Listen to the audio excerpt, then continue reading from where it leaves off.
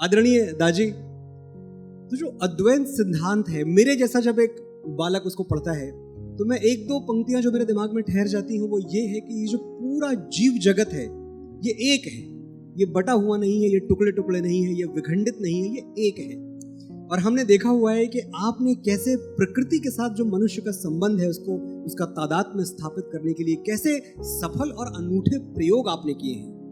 तो आज जब हम एकात्म धाम की परिकल्पना कर रहे हैं तो मैं आपसे जानना चाहता हूं कि आपको क्या लगता है एकात्म धाम की क्या भूमिका रहेगी प्रकृति और मानव के बीच में संबंध स्थापित करने में।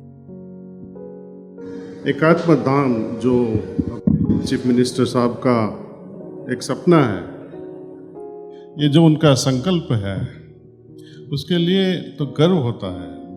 हम सपने में देखते हैं, हम विचारते भी ऐसे कि ऐसा हो जाए, ऐसा हो जाए, लेकिन जब उन्होंने संकल्प किया और मेकिंग इट रियलिटी, तो you feel proud of such a person. He is not just a chief minister, he is a योगी।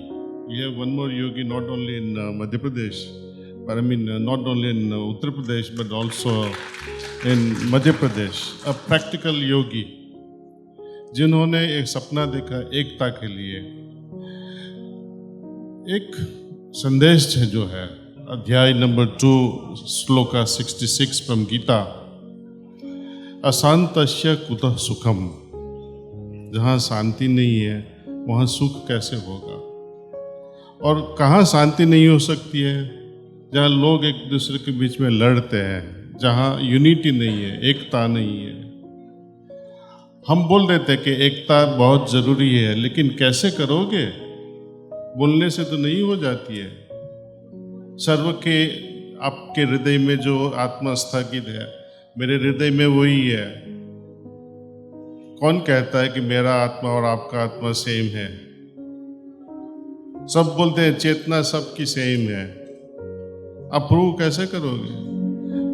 वृक्षों की चेतना, पत्थर की चेतना, मूर्ति की चेतना, आकाश की चेतना, पानी की चेतना और मेरी हम एक दूसरों की चेतना।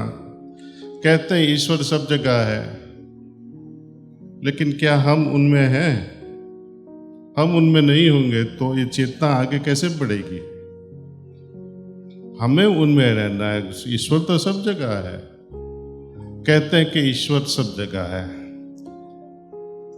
आप कहते हो, जब मैं पूछता हूं आपको, आप बोलेंगे हाँ, क्यों मानते हो कि ईश्वर सब जगह है? मेरे माँ बाप ने सिखाया, वेद उपनिषद कहते हैं, हमारा धर्म कहता है। इतना ही कहोगे ना? आपके ग्रैंड मदर को पूछो, ईश्वर में मानती हो बा? तो लगाएगी आपको, ऐसा मुझे पूछता है तो हमारा धर्म है। लेकिन आप क्या कहते हो? उसका कोई जवाब नहीं मिलता है। इसलिए आज के युवा भटक रहे हैं, कोई जवाब नहीं है।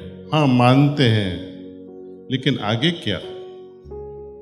ईश्वर सब जगह है। ईश्वर का जो आत्मा है वो मुझ में भी है, परमात्मा मुझ में भी है। वो कहने के लिए तो बहुत आसान है।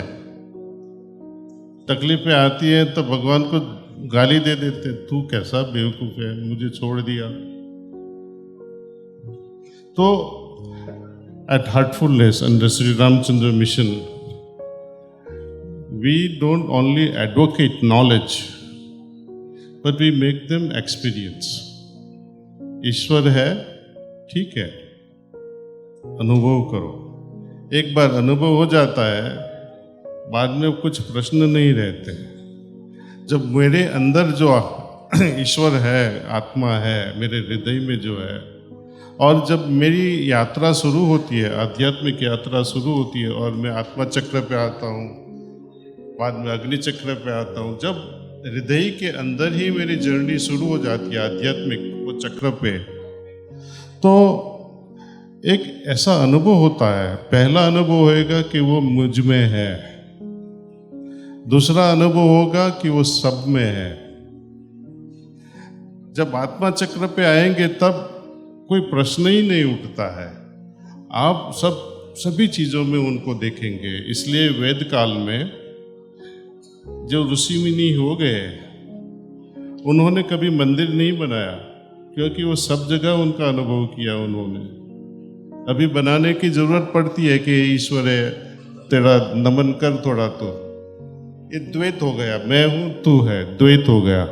जैसे जैसे बाद में आगे बढ़ते हैं अद्वैत हो जाता है, दो नहीं है, हम एक है। बोलने से कोई एक नहीं होता है। हस्बैंड एंड वाइफ को बोलो आप दोनों एक है, तो बोलेगा नहीं नहीं, I am myself, you are your self,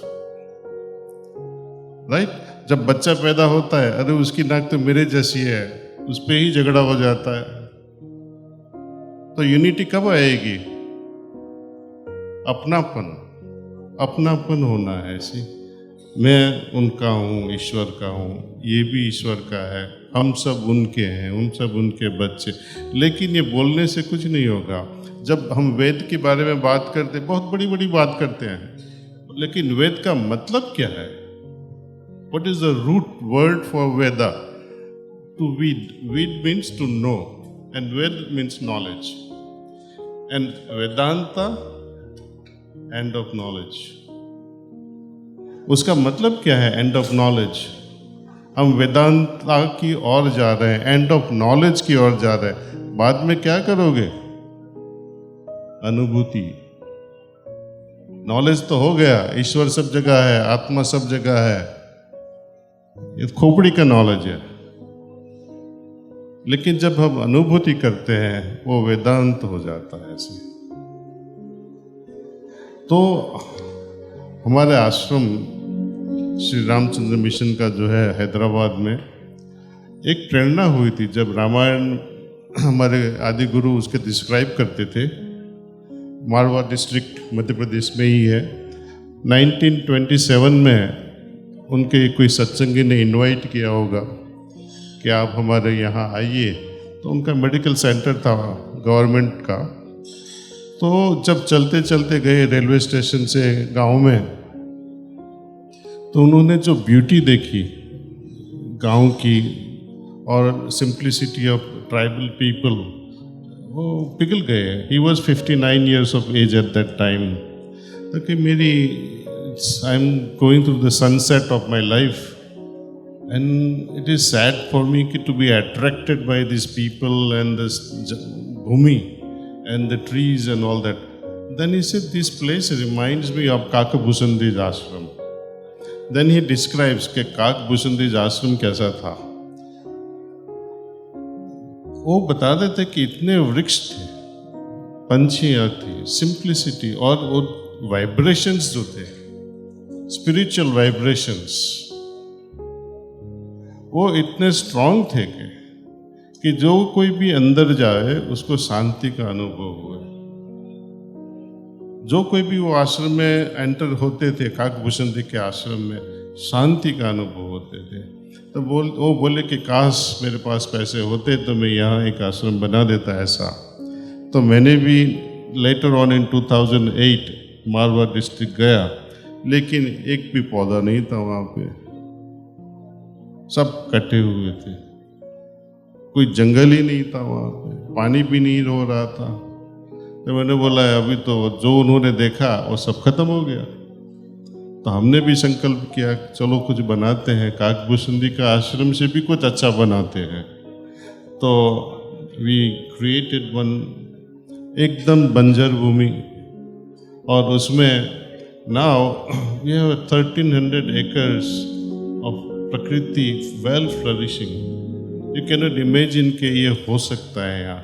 Rain forest in Telangana, you cannot imagine. You cannot grow areca, you cannot grow coconut, you cannot grow pepper. So many things which are impossible वहाँ grow हो रहा है। And now we have confidence that we can grow anywhere. साहब का cooperation कहो, suggestion कहो, orders कहो, हम यहाँ अद्वैत वन बना रहे हैं यहाँ पे।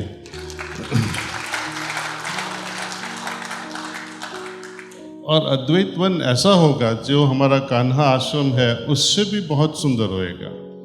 वहाँ पे जितनी भी चिंतामणि में शंकर जी ने लिखा है, जितने भी वृक्षों के बारे में लिखा है, वो सब यहाँ होंगे। जितनी भी दिव्य प्रकृति के वृक्ष हैं, जितने भी रामायण में मेंशन किए हैं, जैसे कृष्ण भगवान कहता है ना कि amongst the trees I am people, है ना, among the reverse I am so and so, among the man I am so and so, like that. यहाँ पीपल्स भी बहुत होंगे, यहाँ पे all kind of trees, endangered species भी रहेंगी यहाँ पे, कि जो हमको नेक्स्ट 10 years में भी दिखाई नहीं पड़ेगी। तो यहाँ पे we'll have them in hundreds and hundreds of them. We'll have cottages also, small cottages for people to relax. For rest means where you can go and rest. It is for rest. So For rest. I have this passion.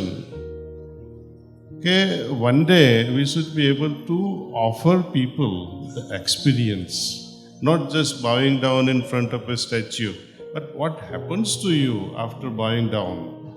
Are you feeling anything, or it's just a ritual?